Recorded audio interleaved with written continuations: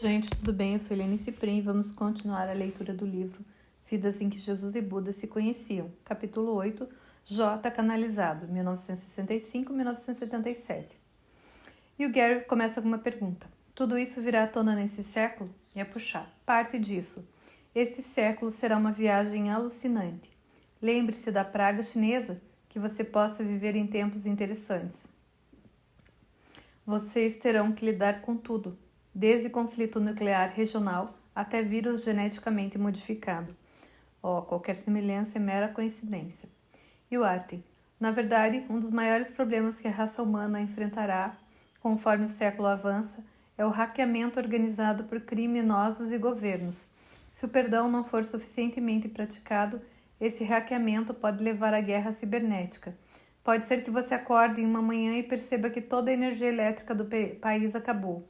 Todos os registros foram apagados. Todos os mercados financeiros foram arruinados. Sua conta bancária e cartões de crédito não existem mais. Comida e água não podem ser mais entregues. E depois, o caos total.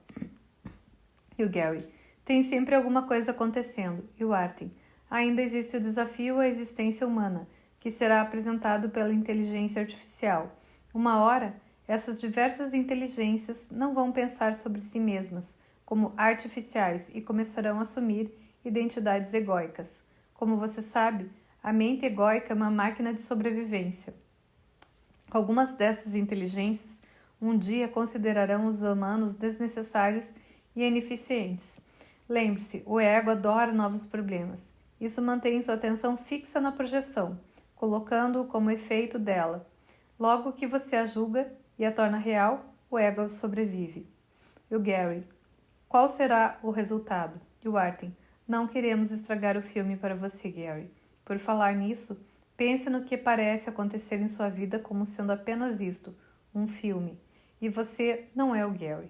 Você é um ator desempenhando o papel de Gary em um filme. Isso vai ajudá-lo a ficar mais desapegado e ainda poderá se divertir desempenhando esse papel. E o Gary. Gosto disso, muito hollywoodiano. Então Shakespeare estava certo, o mundo todo é um palco e cada um precisa desempenhar seu papel. E a puxar. Shakespeare era alienígena, brincadeirinha, mas como já lhe dissemos, ele era iluminado. Agora queremos falar sobre algo que atrapalha o progresso de muitos estudantes do curso. Esse provavelmente é o maior atraso que existe, que é eles assumirem uma função que não é deles, isto é, corrigir seus irmãos. Esse é o trabalho do Espírito Santo, e ele vai fazê-lo de tal forma que levará todos para casa. Não é trabalho dos estudantes do curso agirem de forma superior e dizerem aos outros o que devem fazer. Lembre-se, é um curso de autoestudo, não uma religião com uma hierarquia de ilusões. Por favor, leia para nós a seção do curso chamada A Correção do Erro. E o Gary, certo, vou procurar. Aqui está. São mais ou menos 2 páginas. Devo ler a coisa toda? E a puxar, sim. É absolutamente vital para o progresso rápido de cada estudante. Sem isso, não haverá nada além de atrasos. E o Gary, certo. A correção do erro. O estado de alerta do ego para os erros de outros egos não é o tipo de vigilância que o Espírito Santo quer que mantenhas. Os egos são críticos em termos do tipo de sentido que representam. Compreendem esse tipo de sentido porque faz sentido para eles. Para o Espírito Santo, não faz sentido algum. Para o ego, é benigno, certo e bom apontar erros e corrigi-los. Isso faz sentido perfeito para o ego, porque não está ciente de que são os erros e do que é a correção. Os erros são do ego e a correção dos erros está no abandono do ego. Quando corriges um irmão, tu estás lhe dizendo que ele está errado. Ele pode não estar fazendo nenhum sentido nessa ocasião, e é certo que, se estiver falando a partir do ego, não estará fazendo sentido. Ainda assim, a tua tarefa é dizer-lhe que ele está certo. Tu não lhe dizes isso verbalmente, se ele estiver falando tolices. Ele necessita de correção em outro nível, porque seu erro está em outro nível. Ainda assim, ele está certo porque é um filho de Deus. O seu ego está sempre errado, não importa o que diga ou faça. Se apontas os erros do ego do teu irmão, tem que estar vendo através dos teus, porque o Espírito Santo não percebe os seus erros. Isso não pode deixar de ser verdadeiro, uma vez que não existe comunicação entre o ego e o Espírito Santo. O ego não faz nenhum sentido e o Espírito Santo não tenta compreender nada que surja dele. Uma vez que ele não o compreende, ele não o julga, sabendo que nada do que o ego faz significa coisa alguma. Quando reages de qualquer modo que seja a erros, não estás escutando o Espírito Santo. Ele meramente os ignorou, e se prestas atenção a eles, não os está ouvindo. Se não o ouves, estás escutando o teu ego e estás fazendo tão pouco sentido quanto aquele irmão cujos erros tu percebes. Isso não pode ser correção. No entanto, é mais do que apenas uma falta de correção para ele. É abrir mão da correção em ti mesmo. Quando o irmão se comporta de maneira insana, só podes curá-lo percebendo nele a sanidade. Se percebes os seus erros e os aceita, estás aceitando os teus próprios. Se queres entregar os teus ao Espírito Santo, tem que fazer o mesmo com os dele. A não ser que essa venha a ser a única forma de lidares com todos os erros, não poderás compreender como todos os erros são desfeitos.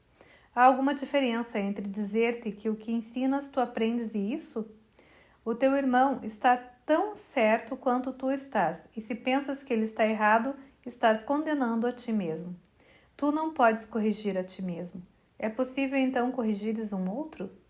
No entanto, podes vê-lo verdadeiramente porque é possível para ti ver a ti mesmo verdadeiramente. Não depende de ti mudar o teu irmão, mas meramente aceitá-lo como é. Os seus erros não vêm da verdade que está nele, e só essa verdade é sua. Os seus erros não podem mudar isso e não podem ter qualquer efeito sobre a verdade em ti. Perceber erros em qualquer pessoa e reagir a eles como se fossem reais é fazer com que sejam reais para ti. Não vais escapar de pagar o preço disso, não porque estás sendo punido por isso, mas porque estás seguindo o guia errado, portanto, perderás o teu caminho. Os erros do teu irmão não são dele, assim como os teus não são teus. Aceita os seus erros como reais e terás atacado a ti mesmo. Se queres achar o teu caminho e mantê-lo, vê só a verdade ao teu lado, pois vós caminhais juntos. O Espírito Santo em ti perdoa todas as coisas em ti e no teu irmão. Os seus erros são perdoados junto com os teus. A expiação não é mais separada do que o amor. A expiação não pode ser separada porque vem do amor. Qualquer tentativa que faças para corrigir um irmão significa que acreditas que a correção é possível através de ti. E isso só pode ser arrogância do ego. A correção é de Deus, que não reconhece arrogância. O Espírito Santo tudo perdoa, porque Deus tudo criou. Não assumas a sua função, a função de Deus, ou esquecerás a tua. Aceita só a função de curar no tempo, porque é para isso que o tempo serve. Deus te deu a função de criar na eternidade. Tu não precisas aprender isso, mas precisas aprender a querer isso. Para tal foi feito todo o aprendizado. Esse é o uso do que o Espírito Santo faz de sua capacidade, da qual não precisas, mas fizeste. Dá a ele essa capacidade. Tu não compreendes como usá-la. Ele te ensinará como ver a ti mesmo sem condenação, por aprenderes a olhar todas as coisas sem ela. A condenação, então, não será real para ti, e todos os teus erros serão perdoados. Lindo, né, gente? Isso aqui é muito a oração lá. Perdoai para ser perdoado. E a puxar. Obrigada, Gary. Como você pode ver, não é sua função corrigir erros. Sua função é ignorá-los. Não os torne reais. E, mais uma vez, perdoe o que seu irmão não fez. Mas o ego tem uma ideia diferente. Como o curso coloca, o ego também tem um plano de perdão porque está pedindo um plano, embora não esteja pedindo ao professor certo. O plano do ego, é claro, não faz sentido e não funcionará. Seguindo o seu plano, simplesmente irás colocar-te em uma situação impossível para a qual o ego sempre te conduz. O plano do ego é fazer com que vejas, em primeiro lugar, o erro com clareza e depois não o vejas. Mas como é possível não veres aquilo que fizeste com que fosse real? Vendo-o com clareza, tu fizeste com que fosse real e não podes deixar de vê-lo. E o Gary, entendo isso. Se eu tornar algo real, não posso perdoá-lo. Então, é como se eu precisasse ter a atitude de que nada é real desde o início. É sobre esse estado de prontidão para os milagres que o curso fala. Sabem de uma vez em quando recebo um e-mail de alguém que não está feliz com alguma coisa, ou alguém posta algo grosseiro na internet. Existem muitas pessoas zangadas por aí, e a internet é o lugar perfeito para que elas projetem sua culpa inconsciente. Elas explicam muito cuidadosamente o que eu fiz de errado e como sou uma pessoa gananciosa e horrível.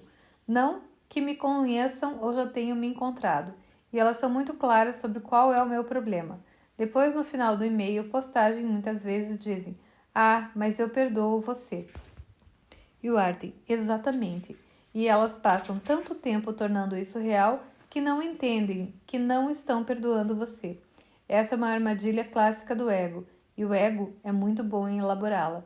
Por exemplo, toda a sua sociedade é baseada em tornar as coisas reais através da análise.